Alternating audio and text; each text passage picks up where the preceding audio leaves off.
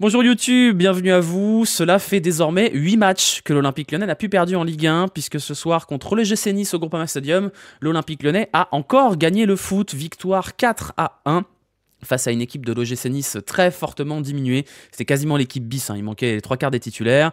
Une victoire qui s'est scellée principalement en fin de première période, avec notamment dans la globalité du match un triplé d'Alexandre Lacazette et un superbe but de Jordan Verretou. Un match marqué par une très bonne fin de première période par l'OL, comme on a dit, un arbitrage contestable, pour une fois dans un sens qui nous va à nous, mais bon, à un moment donné, il va quand même falloir en parler. Pour ceux qui n'ont pas vu le match, on va faire un petit récap vite fait du match. Pierre Sage avait choisi de se priver de Ryan Cherki. On ne sait pas exactement si c'est un choix de turnover ou si c'est parce qu'il n'a pas trop apprécié son match contre Karabag. Léger turnover en défense centrale, puisqu'on avait Kaleta Niakate, Mata, pas de Maitland-Niles, on avait Tagliafico côté gauche, et on avait donc un milieu à 3, Matic, Verretou, Tolisso et Benrahma titularisé en lieu et place de Ryan Cherki sur le côté gauche, puis le côté droit, ils ont beaucoup permuté avec Fofana. Lacazette reprenait sa place à la pointe de l'attaque, alors même que l'on avait commencé à remettre en question son statut de titulaire après l'excellent match de Georges Mikotadze du côté de l'Azerbaïdjan. Alexandre Lacazette qui peut-être sentait le souffle chaud de Georges Mikotadze dans son cou. Il a répondu de la plus belle des manières, puisque ce soir c'est un triplé pour Alexandre Lacazette, 2 buts, 2 renards des surfaces et un penalty, 3 buts pour Alexandre Lacazette qui lui permettent de retrouver un total un petit peu plus en adéquation avec le statut qu'il a à l'Olympique Lyonnais. On va commencer quand même en parlant de ce match à parler du match entre Montpellier et le LOSC. Pourquoi? Alors déjà parce que c'était un match extrêmement divertissant. Pour ceux qui ne l'ont pas vu, je vous recommande d'aller voir le moment où Genesio se met à courser un Montpellierin qui lui a littéralement balancé le ballon dedans. C'est extrêmement divertissant. Mais pourquoi? Parce qu'on n'a pas pu voir les 3 premières minutes du match de l'OL. Voilà, puisque c'est trop compliqué pour DAZN de faire un double écran. C'est impossible. Donc le match entre Montpellier et Lille s'étant terminé très tard, et on a raté 4 minutes de match. Et heureusement, la prise d'antenne sur MyCanal, je parle de MyCanal, s'est produite pile au moment où l'OL a ouvert le score, l'ouverture du score à la 4e minute. On a vite cru que ça allait être de longue durée, puisqu'il y a eu une égalisation dans la foulée 2 minutes plus tard de l'OGC Nice, annulée pour une faute un peu stupide de Pablo Rosario en début d'action. Déjà une première situation où les Niçois se sont sentis lésés, même si en réalité sur cette action-là il n'y a pas grand-chose à dire, parce qu'il y a vraiment faute. Mais bon, voilà, quand vous avez un arbitre qui a décidé de chercher les choses, il les trouve, c'est toujours pareil. On a eu globalement une première demi-heure pas géniale de la part de l'OL, malgré l'ouverture du score de Alexandre Lacazette à la 4e minute. On a eu beaucoup de difficultés à mettre le pied sur le ballon, et c'est ainsi que Nice a égalisé à la 22e minute sur un alignement défensif absolument catastrophique. C'est peut-être la seule déception de ce match, c'est la prestation de la défense qui a été à la rue pendant une bonne moitié de match, et on a eu la chance d'avoir en face de nous une équipe de Nice qui avait pas ses meilleurs éléments en place, et pas une grande qualité de finition, sinon le score aurait peut-être été beaucoup moins flatteur pour l'OL. En fin de première mi-temps, l'OL s'est accéléré avec notamment un 2e but de Alexandre Lacazette, pareil, une petite percussion de Benrahma côté gauche, et là on a Lacazette qui retrouve son instinct de buteur, qui fait le petit pas en arrière pour pouvoir être sur la trajectoire du centre. Derrière, Jordan Verretou qui nous fait une reprise de volée, entrée de surface, première intention, but. On aurait dit le but de Pierre Lègle contre Lens en 2002, mais la plupart d'entre vous sont beaucoup trop jeunes pour savoir de quoi je parle. Pourquoi ce match va faire un petit peu polémique, et pourquoi il ne devrait pas faire polémique accessoirement? Parce qu'il est vrai qu'on a eu un arbitrage de la part de Bastien Deschépy qui était bizarre. Bizarre à minima, notamment une situation où honnêtement je comprends pas pourquoi il n'y a pas penalty. Voilà, Douye Tatsar qui chope l'attaquant niçois, qui le balance par terre, et il n'y a pas penalty. On me dit qu'il y a main de l'attaquant niçois, je la vois pas, la main, ou alors c'est vraiment extrêmement léger, et en fait, ce qui me fatigue, c'est que il n'y a pas un match, et je vous parle pas que de l'OL, il n'y a pas un match où on sort pas du match en se disant c'est une catastrophe l'arbitrage. Ceux qui ont vu Montpellier-Lille l'ont vu, le 2e penalty accordé à Lille, il est absolument scandaleux. C'est une constante. Quand c'est pas Frappard la semaine dernière contre nous, là c'est Deschépy qui nous facilite le match, il faut le dire. Tous les matchs, tous les matchs ou presque, on a des situations qui sont incompréhensibles et on n'a pas la pédagogie qui a été faite par certains arbitres de nous expliquer pourquoi il y a telle décision qui a été prise ou pas. Donc c'est problématique parce que ça donne une tension générale dans ce championnat, ça donne des équipes qui se sentent lésées. Nous, ce soir, Lyonnais, on ne se sentira pas lésés, hein, évidemment, puisque Bastien de Chépi nous a facilité la rencontre. Encore une fois, et comme je l'ai dit à propos de Frappart contre Reims, c'est pas l'arbitrage qui fait perdre Nice ce soir, hein. C'est l'arbitrage qui empêche peut-être Nice de rentrer dans le match à 3-2, mais c'est pas l'arbitrage qui empêche Nice de faire un bon match, hein, quand même. Au niveau des stats, vous allez quand même voir que c'est plus équilibré qu'il n'y paraissait par rapport au score. 2,5 expected goals à 2,3, le même nombre de tirs. C'était un match somme toute équilibré, et ce qui a fait la réelle différence dans cette rencontre, c'est le réalisme. Parce que Lyon, c'est le deuxième match dans cet ordre d'esprit-là. Enfin, on a une équipe qui est capable de concrétiser ses occasions. Enfin, on a une équipe qui a plus de buts que ses expected goals. Et enfin, on retrouve des attaquants qui sont des tueurs. C'est quand même beaucoup plus facile de gagner des matchs de foot quand on a 3 occasions et qu'on met 3 buts, plutôt que quand on en a 4 et qu'on n'en met qu'un seul. Donc, le principal point de satisfaction de ce match, pour moi, c'est déjà cette capacité d'accélération qu'il y a eu en fin de première période, et surtout le fait que l'OL n'a pas eu énormément d'occasions ce soir, pas eu énormément d'occasions franches, mais elles ont toutes quasiment été au bout, et ça c'est quand même un grand motif de satisfaction, parce qu'on sait très bien que ce qui fait la différence entre les bonnes et les très bonnes équipes, c'est cette capacité à avoir du réalisme. Également l'audace, tout simplement. Parce que je vois que vous parlez, là, notamment Dams parle dans le chat du poteau de Tolisso. Oui, et je pense que la frappe de Verretou, dans une équipe qui ne tourne pas, ils ne la tentent pas. La frappe de Tolisso qui vient s'écraser sur la barre, enfin, je parlais avec Hugo et Yanis et compagnie, ils me disaient, mais c'est Steven Gerrard, en fait, Corentin Tolisso, là. C'est devenu Steven Gerrard. Et en fait, c'est ça. On est sur une équipe qui est en pleine confiance et qui, en plus de ça, retrouve un buteur en pleine confiance, même 2 buteurs en pleine confiance. On a désormais des problèmes de riches. 8 matchs sans défaite. J'ai vu la stat passer sur le compte Twitter de DataOL. 8 matchs sans défaite en Ligue 1 pour l'OL. C'est la meilleure série depuis les 16 matchs sans défaite sous Rudy Garcia il y a maintenant 4 ans. C'est pas anodin quand même. S'il y a du travail, il y a de la progression. Cette progression, elle est lente. Elle va doucement, c'est petit pas par petit pas, mais c'est quand même difficile de ne pas reconnaître à Pierre Sage déjà une capacité de remise en question et une vraie progression dans le contenu. Si vous regardez la plupart des buts qui ont été inscrits par l'OL ces dernières semaines, notamment contre Karabag et ce soir, on a des schémas qui se répètent, c'est-à-dire la fixation par le 10 ou par l'ailier de l'autre côté au milieu du terrain, le décalage sur un latéral, centre, but. C'est comme ça qu'a marqué Lacazette 2 fois ce soir, c'est comme ça qu'on a marqué 3 buts contre Karabag. On a des circuits qui se construisent, on a une identité de jeu qui est en train de se construire, on a des joueurs qui savent ce qu'ils doivent faire, qui sont dans le rôle qu'ils doivent faire. C'est pas encore parfait, il y a encore des cafouillages défensifs, il y a encore des joueurs qui sont parfois pas dans leur assiette, il y a encore des ratés, mais au moins on voit une trace, on voit un chemin qui est écrit par Pierre Sage, et moi je trouve que voilà, encore une fois, ça n'empêche pas de critiquer Pierre Sage, de le blâmer quand il fait des coachings un peu tardifs, des lectures du match pas forcément adéquates. Alors ce soir, il n'y a rien à dire, mais on peut tout autant reprocher à Pierre Sage certains choix ou certaines décisions, tout en étant parfaitement honnête et dire que le boulot que fait Pierre Sage depuis son arrivée à Lyon, c'est absolument monumental. Pourvu que ça dure, on ne sait pas, on ne sait jamais. Mais quand je vois que certains, en début de saison, disaient qu'il fallait dégager Pierre Sage, moi j'ai eu des doutes à un moment donné, des petits doutes, mais jamais j'ai appelé à licencier Pierre Sage, parce qu'encore une fois, hein, c'est bien, hein, licencier Pierre Sage, pour prendre qui? Donc voilà, il y a quand même un boulot qui est fait sur le plan sportif dans la globalité. Et je vois Fespli qui se moque, mais oui, en réalité, vous parlez de Textor, oui, je pense que le boulot effectué par Pierre Sage, il est aussi la conséquence d'un environnement sportif qui est de qualité. Et ça, pour le coup, on peut critiquer Textor sur plein d'égards, mais la manière dont Textor et ses équipes ont réarrangé le département sportif de l'OL, il faut quand même leur rendre ce qui leur appartient. Il y a encore 1 ou 2 ans, à l'Olympique Lyonnais, c'était le bordel à tous les étages au niveau sportif. Je vous rappelle qu'il n'y a pas si longtemps, on avait Bruno Chéroux qui s'occupait du recrutement. Donc, il faut quand même reconnaître un certain nombre de choses, qui est que ça va aux sportifs à l'OL. Il y a plein de choses qui vont pas. Il y a des salariés qui sont en panique parce qu'ils ne savent pas si leur job il sera toujours là demain. Il y a une situation financière qui est calamiteuse. Il y a la DNCG, il y a les prêts, il y a les ventes, il y a des effectifs. Mais sportivement, ça tourne. Le bas de la pyramide, parce qu'un club c'est toujours en bas de la pyramide, il y a toujours le sportif. Hein.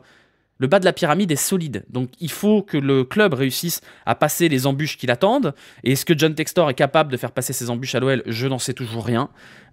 J'ai des doutes aussi sur John Textor. Mais sportivement, ça tourne. L'OL est dans la meilleure situation sportive depuis 3 ou 4 ans. L'an dernier, à la même époque, on avait 7 points. Donc, c'est quand même positif de voir qu'en seulement un an, on est passé du purgatoire à une équipe qui est à 1 point du top 4. Donc ça, c'est quand même pas mal. C'est quand même pas mal du tout. Chirou, c'est pas anodin, exactement. Il a placé les bonnes personnes aux bons endroits, il a aussi placé l'argent au Brésil. Vous connaissez mon avis là-dessus. On a décortiqué la situation financière de l'OL. John Textor, il joue au poker. Moi, je suis pas content qu'on joue au poker avec mon club de foot. Je m'en fous de Botafogo. Maintenant, il existe un monde où le coup de poker passe. Ça n'en fera pas autre chose qu'un coup de poker, et ça reste pas un bon signal envoyé pour l'identité du club, etc., etc. Mais la messe n'est pas dite. Vous voyez ce que je veux dire? Ça peut passer. Son premier pari à John Textor, c'est-à-dire gagner la Libertadores, il vient de passer. Alors maintenant, il va falloir que les autres paris passent.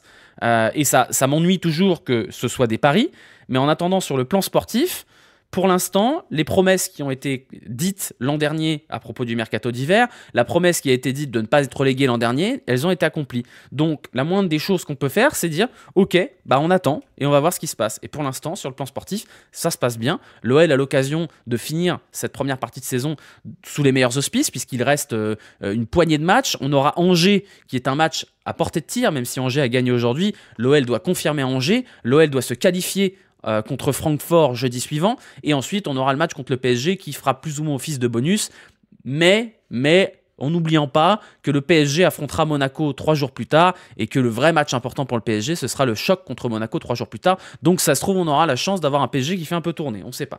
Toujours est-il qu'il y a un monde où l'OL aborde la trêve hivernale avec une place dans le top 4 et une qualification actée en Europa League pour au moins les barrages. Et ça, franchement, c'est vraiment inespéré. Vraiment inespéré. Voilà. Quoi d'autre? Qu'est-ce que j'ai noté? Quand même défensivement compliqué. J'ai de sérieux doutes sur la capacité de Douye Caleta-Car à apporter une certaine forme de fiabilité dans cette défense. Il était vraiment pas dans son assiette. Il aurait dû avoir péno. Pour moi, il y a péno. C'était pas la seule cagade du match. Même Niakate, je l'ai pas trouvé vraiment bon. Sur le premier but marqué par Nice qui a été annulé, Niakate, l'alignement défensif, il est calamiteux. Cette défense centrale, c'est pas l'assurance tout risque non plus. J'ai aussi le sentiment que Mata, que j'aime beaucoup et qui a fait un très bon match, il souffre aussi du manque de fiabilité en défense centrale et il a tendance parfois à se recentrer. C'est ce qu'on a vu sur le premier but. Comme Niakate n'est pas là, comme Douye Caleta-Car est aspiré, bah Mata abandonne complètement son couloir et ça donne des espaces monumentaux. Alors après, Mata fait un super match, je dis pas n'importe quoi. Mais c'est le chantier. Le milieu de terrain, ça va. L'attaque, c'est très bien. On sait que le chantier de l'OL, c'est la défense centrale. Ça pourra pas être un chantier pour cet hiver, à moins qu'on ait Adrielson qui revienne et qui devienne un monstre. Mais on n'a toujours pas trouvé la bonne formule en défense centrale pour que cette équipe, dans les temps faibles, soit pas en panique totale. Donc j'en attends plus de Niakate, j'en attends plus de Douye Caleta-Car. Ce soir, on s'en sort avec un seul but encaissé, mais on n'est pas loin du miracle, tant ça sentait vraiment pas le caleçon propre à chaque offensive niçoise. Faut qu'on récupère O'Brien. Moi, je suis toujours orphelin de Jake O'Brien, ouais. Je trouve que Jake O'Brien, malgré tous ses défauts, avait une certaine forme de réassurance au niveau athlétique notamment et physiquement, et surtout dans les sorties de balles. Si vous re-regardez, alors je vous le souhaite pas, le premier quart d'heure de l'Olympique Lyonnais, à chaque fois il y a des pertes de balles bêtes qui viennent de sorties au pied. Et en l'occurrence, Caleta-Car n'est pas un relanceur. Niakate s'en sort mieux, mais c'est pas non plus un relanceur de folie. Jake O'Brien, il manque à cette équipe, ouais. Il manque à cette équipe. Donc on n'a pas le droit, mais si on pouvait le récupérer en presse cet hiver, ce serait pas mal quand même. Il a joué 10 minutes, ouais, bon, bah, voilà. Donc voilà, qu'est-ce que j'ai noté d'autre? Pas encore une fois, pas un bon retour de vestiaire. On sait que c'est un des problèmes récurrents à l'OL, qui est que Lyon a du mal à rentrer des vestiaires pour la seconde période. On a encore eu une début de deuxième mi-temps qui était pas bon. Le point positif, c'est que l'OL a été capable de faire, de résister à la tempête, mais c'est des choses qui vont continuer à porter préjudice à l'avenir, je pense. Voilà, pas uniquement Mata, dans le dos des latéraux open bar. Oui, après, c'est un truc que tu dois accepter parce que Tagliafico, il apporte dans tous les autres compartiments du jeu. Mais tu as besoin d'avoir une charnière centrale qui est forte là-dessus. Tu T'as besoin d'avoir un Matic qui... Parce que sur le premier but niçois annulé, là, Matic, il est quand même très très haut. Hein. Très très très très haut. Donc voilà, on en parle quand même qu'à chaque fois que l'OL marque, derrière ils font plus rien, on encaisse. C'est la marge de progression. C'est la marge de progression. Maintenant, il y a quand même un truc positif, c'est que tu peux enlever quelques joueurs de cette équipe, faire un petit turnover et peu perdre en qualité. Voilà, on a vu la différence quand Maitland Niles est rentré. Ça a tout changé. Maitland Niles, quel monstre. Vous avez vu le retour défensif en fin de match là. Mais on a un groupe de 15-16 joueurs qui tourne bien. Et je pense que vraiment la clé pour que ça marche, un groupe, c'est d'avoir ce socle de 15, 16, 17 joueurs. Il faudra dégraisser cet hiver, quoi qu'il arrive, parce que c'est une nécessité financière et parce que ce groupe, il peut pas tourner avec des joueurs qui sont là et qui pourrissent l'ambiance, hein, parce que je pense pas que ce soit la grande fiesta avec Zaha, avec Orban, etc. etc. Hein. Mais quand même, ce groupe de joueurs-là, dans lesquels on peut mettre Mata, Maitland Niles d'un côté, Abner Tagliafico de l'autre, même Omari commence à s'intégrer là-dedans. Au milieu de terrain, Tessman fait désormais vraiment partie de la rotation. Devant, on n'arrive pas trop mal à alterner avec du Benrahma, du Cherki, du Mikotadze, du Lacazette. Il a trouvé son rythme de croisière, Pierre Sage, avec cet effectif. C'était vraiment pas gagné en début de saison. Hein. Donc oui, ça s'est fait au coup... pas forcément si coûteux d'ailleurs, d'éjecter du groupe Zaha et Orban. Et je pense qu'on en verra le bout cet hiver parce que c'est finito hein, pour Gift Orban et ça a l'air très finito pour Wilfried Zaha. Voilà, si le pénalty est sifflé, je suis à peu près sûr qu'il revienne à 3-3, c'est un problème. Oui, il y a toujours un problème de trous d'air. Voilà, il y a des trous d'air dans cette équipe. C'est pas dramatique, hein. C'est pas dramatique. On prend 2 buts en 2 matchs en 4 jours, je trouve pas ça si catastrophique ça en encaissement. Ça, c'est parce que c'est du trompe-l'œil. Contre Karabag, tu prends une barre transversale et un poteau, tu prends un gros bouillon quand même, je crois qu'il y a 2,5 expected goals pour Karabag. Là, contre Nice, tu prends un seul but, mais t'en prends un qui est annulé pour une faute qui est réelle, mais ça change pas le fait que la défense était à la rue. T'as un penalty qui est oublié. Toi, tu vois les 2 buts encaissés en 2 matchs. Moi, je vois les 5 expected goals concédés sur les 2 rencontres. Et je pense que c'est pas bien. Pour l'instant, l'OL s'en sort sur les 2 derniers matchs avec de la réussite, mais c'est un axe de progression majeur, je pense. Et on va voir. Hein. On va voir. Parce que si l'OL se présente avec une fébrilité défensive de ce type-là contre le PSG, ça risque d'être un petit peu compliqué, quoi. Un peu compliqué. D'ailleurs, je pense que c'est avant tout Nice qui s'est sabordé en fin de première mi-temps. Oui, Nice a vraiment baissé le pied en première mi-temps, mais encore une fois, c'est toujours dans les deux sens.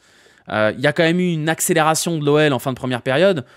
L'enchaînement, but de Lacazette, but de Vertou, barre de Tolisso, oh là, il y en a du foot là, hein.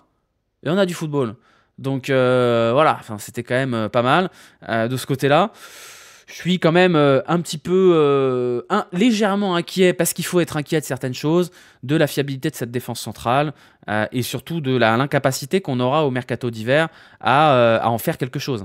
La vidéo YouTube a commencé. Oui, bah, tu te doutes bien que si, quand même. Merci d'ailleurs à ceux qui s'abonnent, Yoshi Master, Emmanuel Todd, etc., etc. Voilà, on a plus ou moins fait le tour. Hein. J'ai pas noté énormément de choses. Si, je voulais quand même parler de Tolisso, mais on l'a dit, et on le dit chaque semaine, mais je sais pas si vous avez vu l'interview de Lacazette pour le média Le Carré, Carré ou Le Carré, je sais plus, je crois que c'est Carré tout court. Je suis vraiment un boomer. Je l'ai pas vu moi, mais on m'a dit que Lacazette parlait un petit peu de ce qu'avait fait Tolisso pour revenir au meilleur niveau. Visiblement, Tolisso se tue à la salle depuis 1 an. Donc, pourvu que ça dure. Quel plaisir, Tolisso, quand il est à ce niveau-là. C'est vraiment un joueur... il a une puissance, là. C'est... Pourvu que ça dure. Vraiment, je prie pour qu'on n'ait pas un jour un Tolisso qui sort en se tenant la cuisse et qu'on aille jusqu'au bout, parce que je pense sincèrement qu'à ce niveau-là, jusqu'à la fin de saison, il revient en équipe de France. Et il méritera. Il méritera vraiment. Même si en vrai, j'ai pas envie qu'il revienne en équipe de France, parce qu'ils vont nous le casser. Mais waouh, c'est lui le vrai leader de cette équipe avec Lacazette. Hein. Il a pris une dimension, et chaque match, il continue d'enfoncer cette dimension-là. Donc, ça fait plaisir. Putain, j'y croyais pas, quoi. Parce que j'adore Corentin Tolisso. J'ai toujours adoré ce joueur. Quand il est revenu, j'étais content, même si j'avais des doutes sur sa capacité physique. Et le fait de le revoir à ce niveau-là, c'est un bonheur. C'est un bonheur. Voilà. Et c'est un motif d'espoir pour tous ceux qui sont un peu au fond du trou et peut-être, à un moment donné, reviendront d'entre les morts, n'est-ce pas, Maxence Cacré? Moi, j'y crois toujours. J'y crois toujours. Au niveau des entrants, la rentrée de Cherki, ok. Voilà. Après, on était dans un contexte où l'OL menait au score et gardait le score. Il y a quand même quelques gestes de classe encore de la part de Cherki, des passes. Alors après, la passe pour la Lacazette, elle n'est pas vraiment volontaire, mais on peut dire que si, parce qu'elle est quand même très très belle. Nuama, il y a un truc qui me rassure sur Nuama. Un truc, c'est qu'il m'a l'air en jambes physiquement. Maintenant, il y a quand même pas beaucoup de football dans le monsieur, hein. Et il y a un autre truc qui me dérange avec Nuama, c'est que ils ont vraiment pas l'air. Il y a vraiment le lien rouge avec Cherki, quoi. Il a pas l'air de s'entendre avec les autres mecs de l'effectif. Nuama, quand c'est Mikotadze à côté de lui, ça va, ça a l'air d'aller. Mais quand c'est Cherki ou Lacazette, il y a vraiment pas, il y a pas de complicité, il y a pas de relation. Donc, je suis un peu inquiet pour Nuama par rapport à ça. Après, je pense qu'il a encore une valeur marchande et que de toute façon, cet hiver, l'OL va chercher à le vendre, hein. Mais je sais pas. L'action où il part tout seul, il frappe en angle fermé alors qu'il y a Cherki de l'autre côté du terrain tout seul, c'est vraiment la marque d'un mec qui a besoin de se montrer et besoin de marquer. Et je pense qu'on est toujours dans le Ernest Nuama qui a un peu la tête à l'envers et qui n'a pas trouvé sa place. Et je pense, j'ai des doutes sur le fait qu'il y arrive à un moment donné à trouver sa place. Bon, on verra, hein. Plus la faute d'Egon que de Nuama. Non, mais Nuama, il peut aussi faire des bons choix aussi. C'est pas interdit. C'est pas interdit de faire des bons choix. Il peut aussi faire un peu mieux que ça dans les choix, un peu mieux que ça dans la finition. Maintenant, il a le droit de tenter quand même ou c'est que les Lyonnais. Ouais, je suis d'accord avec toi. Mais je sens que c'est un mec qui s'est pas intégré. À l'inverse d'un Benrahma, par exemple. Benrahma, où il est pleinement intégré. Alors, il y a la barrière de la langue aussi pour Ernest Nuama. Mais on arrive aussi au bout de l'histoire. Ce qui n'est pas forcément une mauvaise chose, hein, d'arriver à souder un socle d'une grosse quinzaine de joueurs. Et malheureusement, il y en a qui font pas partie de la bande, quoi. Donc voilà. La rentrée de Rares, il fait peur. Oui, très très bon d'ailleurs. Si on doit faire un petit point sur Nice, ils sont pas aidés par l'arbitrage ce soir. Ils sont vraiment pas aidés par les blessures, parce que je crois qu'ils ont 7 ou 8 blessures de potentiels titulaires. Ils ont quand même un joueur, Moi, il y a un joueur à Nice qui m'impressionne, c'est Guessant. Parce que Guessant, je me souviens très bien quand il commence en Ligue 1, c'est un joueur, je vois pas trop ce qu'il a. Vous voyez ce que je veux dire? C'est un joueur mid au moment où il commence à émerger en Ligue 1. Et vraiment, le joueur de fou que c'est devenu à Nice, il a tout maintenant. En fait, c'est parti d'un joueur qui avait 12 partout dans FM. Et là, on a l'impression que toutes les notes, elles ont fait flèche verte vers le haut. C'est un monstre, hein.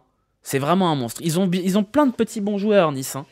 Plein de petits bons joueurs. Je serais pas surpris que quand même, à un moment donné, la mayonnaise francaise finisse par la mayonnaise, excellente vanne, finisse par prendre, hein, parce qu'il y a un effectif qui est intéressant, qui manque peut-être un peu d'expérience. Mais c'est une belle équipe. C'est une belle équipe. Maintenant, ce serait bien de gagner des matchs en Coupe d'Europe quand même. Mais voilà, le score de 4-1, il est quand même un peu sévère pour eux. Et je pense qu'ils peuvent se sentir un peu lésés ce soir. Même si, bon, voilà, t'en prends 4, quoi, hein. Pareil, Mohamed Ali Chaud, bon, il s'est sorti blessé. C'est triste pour lui. Il y a du football devant quand même, hein. Donc voilà, moi je leur souhaite de s'en sortir pas mal parce que j'aime beaucoup Francaise. Et je pense que voilà, ce soir, Lyon a été légèrement meilleur. Mais Nice méritait pas d'en prendre 4 non plus. Voilà. Ça, c'est tellement d'absents que c'est dur de juger. C'est-à-dire que l'OL était quand même un peu obligé de gagner à domicile contre une équipe de Nice qui était décimée complètement, quoi. Ça a été un peu plus difficile que prévu, même si le score est flatteur. Heureusement qu'on n'a pas recruté Bombito. Moi, j'aime bien Bombito. J'aime bien. Alors, il ne fait pas des bons matchs dernièrement, mais j'aime bien. Bref. On passe aux notes, si vous le voulez bien. Hop là, les notes. Où est-ce qu'elles sont mes notes? Elles sont ici. Voilà, je vous rappelle que vous pouvez noter les joueurs via le lien qui est dans la description YouTube ou dans le chat Twitch à l'instant.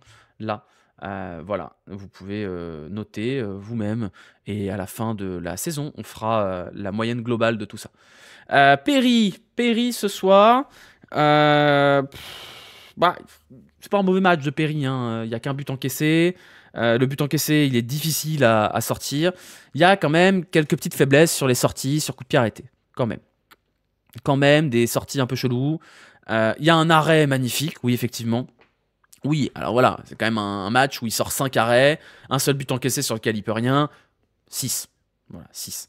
On va commencer par les latéraux, puisque c'était quand même mieux que la défense centrale. Clinton Mata, toujours cette impression de puissance et cette capacité à être dangereux sur le moindre centre. Mata, je pense que c'est vraiment la meilleure recrue de l'OL avec Maitland-Niles depuis des années et des années. Les deux en cumulé, c'est 5 millions, hein.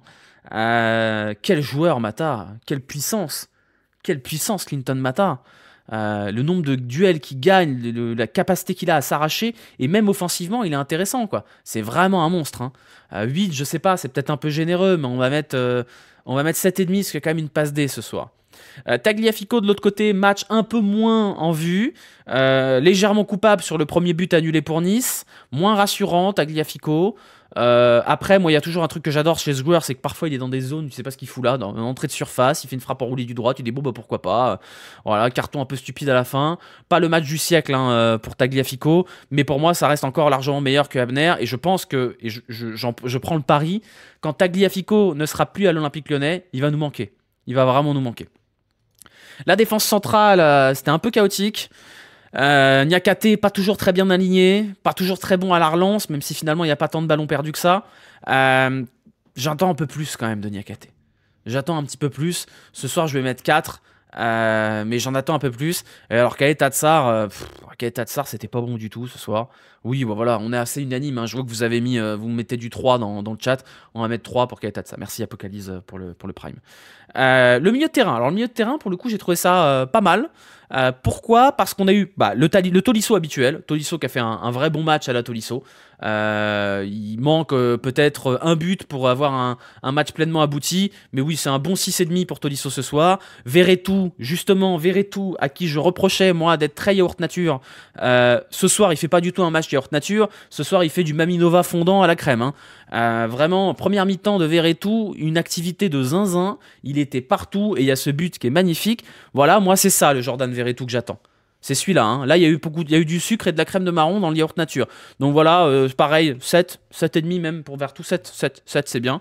Matic peut-être un peu moins intéressant ce soir. Beaucoup de ballons perdus. Je vois les stats, là, 61 passes, 49 réussis. Donc on est à moins de 80% de passes réussies pour Matic. C'est assez inhabituel. J'ai pas trouvé que c'était un bon match de Matic. Je pense qu'il fatigue peut-être un peu. Il faut préparer la transition avec Matic. Il faut préparer la transition. Oui, c'est un 5 pour moi ce soir. Je vous ai trouvé généreux. Vous avez mis 5,8 là sur notre collaborative.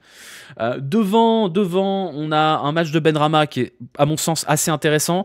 Il y a pas mal de déchets hein, quand même. C'est toujours pareil. Hein. Le deal avec Benrahma, c'est qu'il y a du déchet et pour qu'il se passe un truc à un moment donné. Là, il s'est passé un truc. Il y a ces superbes décalages qui donnent la passe D pour la casette.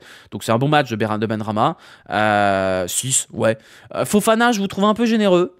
Même si en vrai, il y a toujours virevoltant, c'est un bon match hein, de Fofana, hein, c'est un très bon match de Fofana. Mais on peut pas mettre 6 à Fofana ce soir alors qu'il n'y a pas de but, il n'y a pas de passe D. C'est un 5,5 parce que c'est un bon match de la part de Fofana quand même. Matic a fait un peu de dépensement de fonction quand même. Ah non, j'ai pas dit que c'était un mauvais match de Matic, mais pas assez précis dans les passes, à mon sens. Et la casette ce soir, je vais vous donner les stats, ça parlera de soi-même. 16 passes seulement, donc il n'a pas eu énormément de ballons à jouer, hein, la casette. 5 tirs, 5 cadrés, 3 buts. Bah voilà, qu'est-ce que vous voulez dire? Voilà, t'es pas content, triplé. 2 buts de Renard où il est parfaitement placé et il reprend le ballon comme il faut. Le penalty magnifiquement bien tiré à contre-pied. Bah voilà. Voilà, super. 9. Voilà, 9. Ça c'est mon Alex. Ça c'est mon Lacazette. Et on va noter Cherki parce qu'il a fait 45 minutes, mais Cherki c'est un match pour le coup peut-être un peu yaourt nature ce soir. C'est pas un mauvais match, hein, mais je vais mettre 5. Pierre Sage ce soir, 4-1. Victoire à domicile. Des bons hommes sur le terrain alors que t'as fait un peu de turnover. Très bien Pierre Sage. 8. Voilà. Elles sont bien mes notes là. Super. Super, hein. D'ailleurs, tweet Pierre Sage, 1 an avec l'équipe. Super, très bien. Moi, je suis content, je suis très content. Mais on va aborder ça juste après. Je vous montre vos notes à vous. Vos notes à vous qui sont assez similaires hein, comme d'habitude parce que je les ai à côté. Vous avez été un peu plus généreux avec Tolisso, un peu moins avec Verretou, un peu plus généreux avec Niakate, un peu généreux avec Fofana, mais globalement on est à peu près d'accord sur la globalité de ce truc là. Je vous rappelle que vous pouvez encore pronostiquer jusqu'à demain matin 9h si vous regardez le replay sur YouTube, vous pouvez aller dans le chat Twitch pour pronostiquer sur le prochain match. Je vous montrerai le classement des pronos juste pour vous montrer que Joe est toujours en tête mais il ne compte plus que 4 points d'avance sur Gigot Dagno pour aller gagner le maillot dédicacé offert par Intersport de Saint-Priest. On remercie Romain, on dit merci Romain dans le chat. Romain, c'est celui qui nous offre le maillot pour le vainqueur à la trêve. Tu surnotes Sage? Oui, je surnote parce que je suis content. Voilà, je suis content. Voilà, on a plus ou moins terminé ce débrief. Moi, je suis content. C'est bien, on est bien là. 8 matchs sans défaite, 1 point du top 4. On va jouer Angers. Voilà, il y a Chermois, c'est bien. Super. On est content. Qu'est-ce qu'on a d'autre? On se retrouvera jeudi. Jeudi pour le live Coupe de France FDJ. Donc on réouvre un arc vélo sur la chaîne en parallèle en attendant bientôt la trêve. On aura là du coup le live trophée, remise des trophées Coupe de France FDJ comme l'an dernier. J'aurai en plateau avec moi des gens sympathiques comme Benoît Costefroy, Paul Lapéra, Valentin Madouas. Ce sera jeudi à 20h. Ensuite on se retrouvera samedi à 23h pour le débrief du match contre Angers. Et derrière, on aura du coup le débrief de Francfort. Mais après ça, Francfort, PSG, et mardi 17, il y aura 2 heures de live avec Christian Prudhomme, un apéro ensemble pour discuter de tout et de rien autour du Tour de France. Ce sera le 17 à 18h. Voilà, c'est le scoop, c'est le spoil. On a fini. Si vous êtes sur YouTube, merci d'avoir regardé jusqu'au bout. Merci beaucoup. N'oubliez pas les pouces, les commentaires. Ça fait très plaisir que vous soyez là, toujours. Ça fait bientôt 3 ans, 2 ans et demi de débrief. On a passé les 2 millions de vues cumulées sur la chaîne YouTube, uniquement YouTube. Hein. C'est ouf, voilà, donc merci infiniment à vous. C'est une belle aventure, c'est un truc qui me tient à cœur. Ça me fait toujours très plaisir quand certains d'entre vous m'interpellent dans la rue et me disent des choses gentilles. Voilà, ça fait toujours plaisir, vous êtes tous gentils, donc c'est toujours cool. Et puis bah on va continuer, écoutez, hein, dans une saison qui est déjà pas si mal par rapport à l'an dernier. Voilà, à plus YouTube, à bientôt.